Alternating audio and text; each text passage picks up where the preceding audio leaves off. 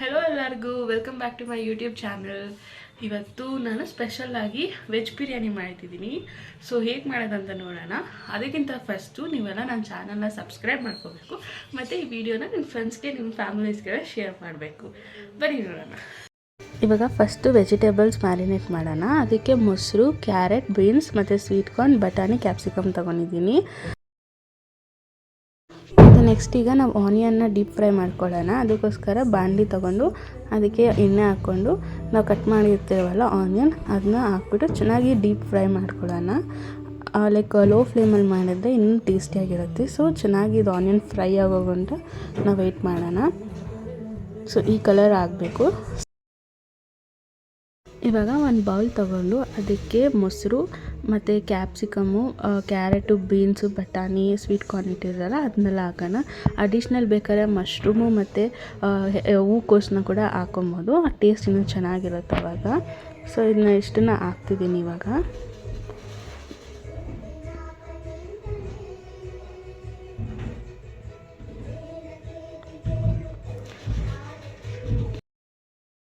ಇವಾಗ ಇದಕ್ಕೆ ಶುಂಠಿ ಬೆಳ್ಳುಳ್ಳಿ ಪೇಸ್ಟ್ ಹಾಕ್ಕೊತಿದ್ದೀನಿ.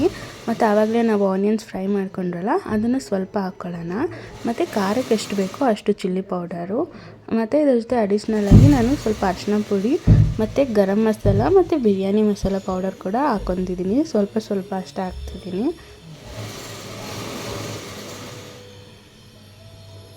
ಮತ್ತು ಇದಕ್ಕೆ ಉಪ್ಪು ಎಷ್ಟು ಬೇಕೋ ಅಷ್ಟು ಹಾಕ್ಕೊಳ್ಳೋಣ.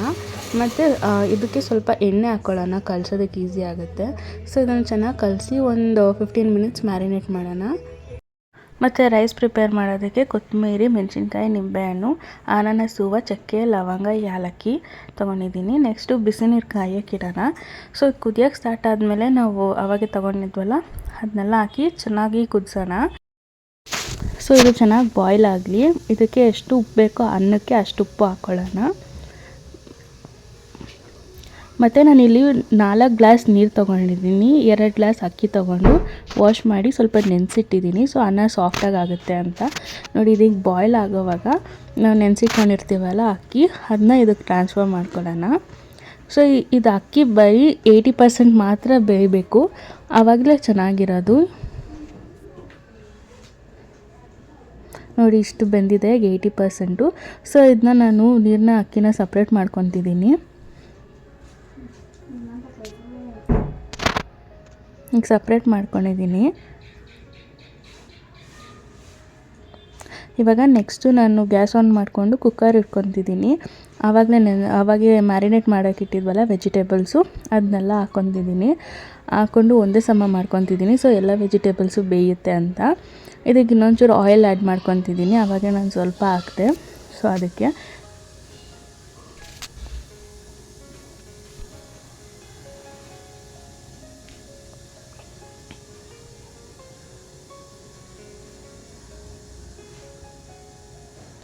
ಮತ್ತು ಈಗ ಅವಾಗೆ ನಾವು ಅಕ್ಕಿನ ಮತ್ತು ನೀರನ್ನ ಸಪ್ರೇಟ್ ಮಾಡಿದ್ರಲ್ಲ, ಸೊ ಇದನ್ನೆಲ್ಲ ಒಂದೇ ಸಮವಾಗಿ ಈ ಮಸಾಲ ಮೇಲೆ ಟ್ರಾನ್ಸ್ಫರ್ ಮಾಡ್ಕೊತಿದ್ದೀನಿ.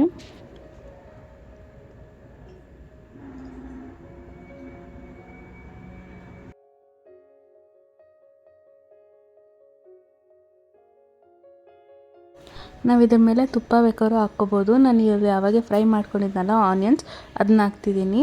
ಮತ್ತು ಆಪ್ಷನಲ್ ಆಗಿ ಫುಡ್ ಕಲರ್ ಬೇಕಾದ್ರೆ ಯೂಸ್ ಮಾಡ್ಬೋದು.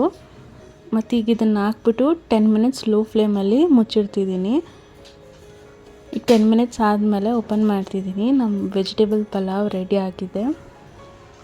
ಮತ್ತು ಈಗ ಅದನ್ನ ಮೆಲ್ಲಗೆ ಮಿಕ್ಸ್ ಮಾಡೋಣ. ಮಸಾಲೆ ಎಲ್ಲ ಕೆಳಗಡೆ ಇರುತ್ತೆ, ಸೊ ಸ್ಲೋ ಆಗಿ ಮಿಕ್ಸ್ ಮಾಡ್ಕೊಳ್ಳೋಣ. ಈಗ ನಮ್ಮ ವೆಜ್ ಬಿರಿಯಾನಿ ರೆಡಿ ಆಗಿದೆ ಟೇಸ್ಟಿಯಾಗಿ. ಸೊ ನೀವು ನಿಮ್ಮ ಮನೇಲಿ ಟ್ರೈ ಮಾಡಿ ಹೇಗಿದೆ ಅಂತ ನಂಗೆ ಕಮೆಂಟಲ್ಲಿ ತಿಳಿಸಿ. Thank you for watching. Bye. ಹಾಗೆ ನನ್ನ ಚಾನಲ್ನ ಸಬ್ಸ್ಕ್ರೈಬ್ ಮಾಡೋದನ್ನ ಮರಿಬೇಡಿ. ಬಾಯ್.